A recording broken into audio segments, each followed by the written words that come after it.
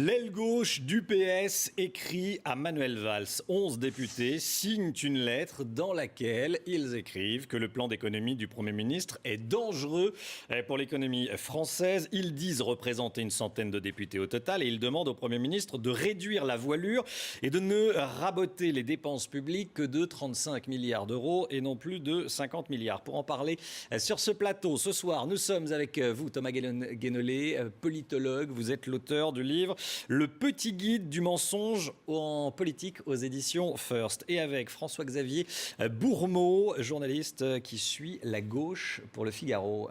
Bonsoir messieurs. Ce soir, le PS lance sa campagne, donc campagne des européennes au cirque d'hiver en l'occurrence.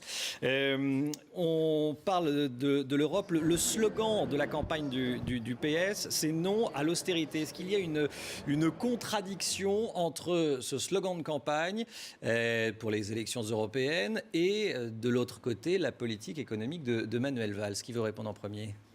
Il y a une contradiction, il y a une contradiction majeure et qui saute aux yeux tout de suite, c'est qu'il y a 2 jours, Manuel Valls était à Berlin pour expliquer qu'il allait respecter le critère respecter les 3% de déficit.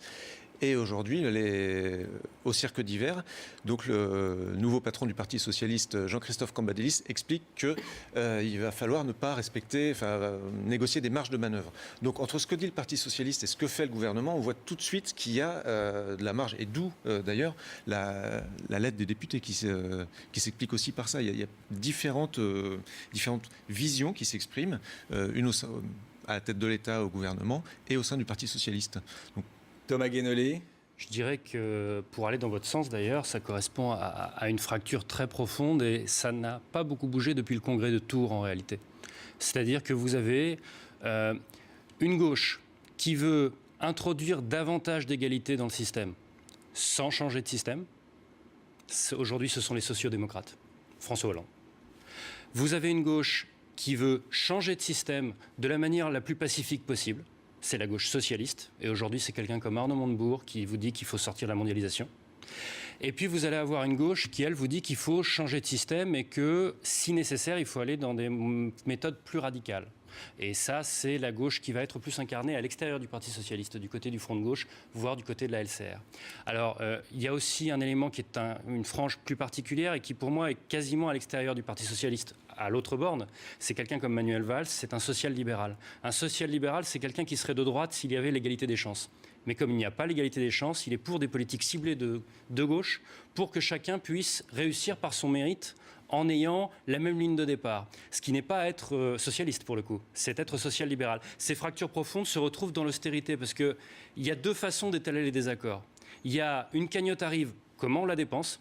Et puis il y a la facture arrive, comment on la répartit. Là, la facture est arrivée, il y a 4 dettes qui sont arrivées en même temps et il s'agit de les répartir et donc les lignes de fracture à l'intérieur de la gauche s'exacerbent. Vous avez de la dette publique, vous avez la dette privée, vous avez la dette sociale et vous avez la dette écologique. Les 4 arrivent en même temps et dans cette conjonction de dettes, c'est comme un dîner à table où tout le monde a fait...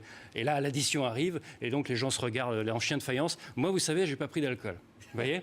C'est ça qui est en train de se passer. Donc la lettre que vous avez là, c'est sensiblement ce qui est en train de se passer, c'est la gauche socialiste est en train de dire « Non mais attendez, vous n'allez pas nous compter les limoncello ». Vous voyez ? François-Xavier Bourmeau, ce soir, le Parti socialiste est divisé. Ce sont de graves divisions où tout le monde va se... Il est divisé comme d'habitude. Les lignes de fracture que vous évoquiez tout à l'heure, en fait, elles apparaissent aujourd'hui, mais elles existent au Parti socialiste depuis toujours. Enfin, vous évoquiez Tours, on remonte un peu... Oui. En s'arrêtant un petit peu plus tôt, on peut dire que ce qui arrive aujourd'hui à Manuel Valls à la tête du gouvernement, c'est qu'il doit régler ce que les socialistes n'ont pas réglé en 2008 à leur congrès de Reims, c'est-à-dire la question sur le fond. Qui sont les socialistes ? Où vont-ils ? Que veulent-ils ?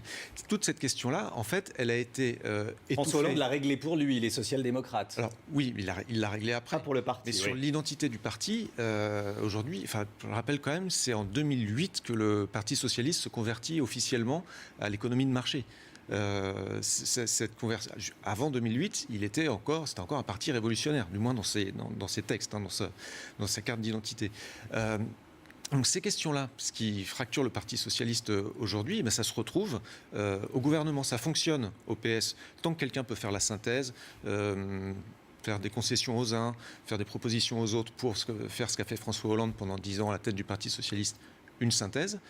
Quand ça arrive à la tête de l'État, c'est beaucoup plus compliqué à gérer et on le voit en ce moment même. Ils sont au pied du mur. C'est-à-dire que s'ils ne se mettent pas d'accord, ils vont à la fracture. Et Jean-Christophe Cambadélis, le nouveau premier secrétaire du PS, peut régler ce problème, rassembler tout le monde, vous savez, une chapelle unique? Vous savez, on annonce l'éclatement du PS depuis quoi 20 ans.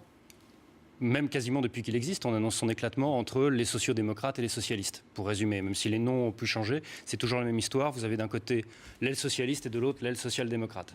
À une époque, il n'y a pas si longtemps, c'était Chevènement contre Delors d'ailleurs, dans les années 80. Et donc, moi, ce qui me fait dire que le Parti socialiste ne peut pas éclater, en réalité, c'est que, d'abord, il y a le souvenir du 21 avril. Ensuite, il y a les intérêts... Émile Jospin qui n'était pas au deuxième tour. Voilà. Les intérêts communs des élus, qui sont des professionnels de la politique, et donc ça revient à tuer la poule aux œufs d'or. Et puis, il y a quand même le fait majoritaire qui crée quand même un ciment important. Donc, il y a un débat. Moi, ce qui me surprend dans cette séquence, c'est de considérer comme un drame absolu qui est des députés qui expriment leur désaccord avec une ligne. On est d'après tout dans une république parlementaire. Et donc, il y a des députés à l'intérieur de la majorité qui disent « Nous, on voudrait une inflexion. On signale que si on vote contre, eh bien, ça ne passera pas. Donc, on voudrait négocier. Il faudrait peut-être qu'on sorte... » Je dis ça en termes... Je dirais ça si c'était une majorité de droite. Ce n'est pas la question. Hein. C'est juste... On pourrait peut-être envisager sereinement de ne pas considérer comme un drame que des députés indiquent qu'ils ont un désaccord avec une ligne du gouvernement, qu'on sorte de la culture de l'oukase et du caporalisme. On peut bien prendre 2 ou 3 semaines pour discuter et mettre sur la table les différentes options au sein de la majorité. Ça évitera de passer en force toutes les semaines et d'être dans une sorte de coup d'éclat permanent de la communication valsienne, alors qu'en réalité, ça ne fait que vider de sa substance l'existence même d'une majorité parlementaire, ce qui fait arriver à des situations comme les écologistes qui sortent du gouvernement. C'est quand même un avertissement assez grave. François-Xavier Bourmeau, il n'y a aucun risque que le Premier ministre n'ait pas de majorité à l'Assemblée nationale? Pour l'instant, là, on n'en est pas là. Souligner peut-être que sa majorité, elle est courte, 2 voix. Enfin, ils sont 291 et c'est à 289, donc elle est fragile.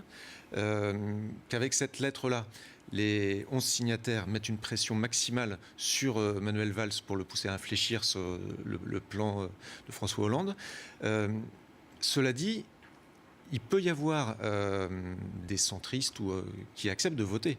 Il peut y avoir une forme de recomposition. Donc, pour Manuel Valls... Aile droite du PS et centre. Il peut y avoir... ça peut bouger un peu. Oui, ils ont voté les contre-aidés d'ailleurs. Et Bayrou, l'autre jour, disait, lui, approuver le discours de politique générale de Manuel Valls. Donc, pour lui... Le danger vient du PS. J'aimerais vous entendre également sur cette affaire Aquilino Morel, le conseiller politique de François Hollande, Aquilino Morel, qui est épinglé par la presse, en l'occurrence par Mediapart, pour avoir travaillé pour des labos alors qu'il était à l'inspection générale des affaires sociales entre 92 et 2007. Lui se défend de tout conflit d'intérêts, il faut le signaler. Il a également fait venir à l'Élysée un cireur de chaussures pour ses chaussures de luxe et il utiliserait, toujours selon Mediapart, un de ses chauffeurs de l'Élysée pour transporter son fils. Thomas Guénolé, ça ne fait pas très présidence normal, hein. Par rapport au conflit d'intérêts, en fait, ce que M. Mandon disait à l'instant sur votre antenne, je vais le reprendre à mon compte, c'est-à-dire que s'il y a conflit d'intérêts, il faut le virer, et s'il n'y a pas conflit d'intérêts, il faut que les journalistes fassent leur travail plus sérieusement. De 2 choses l'une. Vous savez, à l'époque de Cahuzac, il y en avait un des 2 qui allait tomber, c'était Mediapart ou Cahuzac, vous voyez.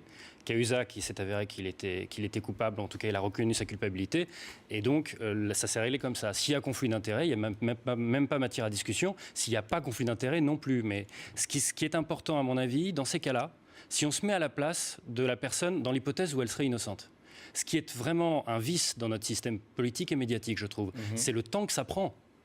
Vous imaginez, si vous n'avez rien à vous reprocher, ça prend 6-8 mois d'être disculpé. Monsieur Baudis est mort récemment. Vous voyez ? Monsieur Baudis aurait su de quoi on parle. Il a mis 2 ans à être Il a mis 2 ans. Donc moi, il faudrait faire beaucoup plus... de chaussures, c'est anecdotique. C'est anecdotique. Il faudrait faire beaucoup plus court en fait, pour disculper. Non, ça fait forcément mauvais genre. C'est pour François Hollande qui se présentait comme qui voulait la présidence normale, tout ça. Évidemment, ça fait mauvais genre. Alors, je ne connais pas bien le fond de l'affaire. Mais quand même, là, Hollande les accumule. Hollande les accumule. Ce sera le mot de la fin. Merci François-Xavier Bourmeau. Merci Thomas Guénolé d'avoir été en direct avec nous ce soir sur iTélé.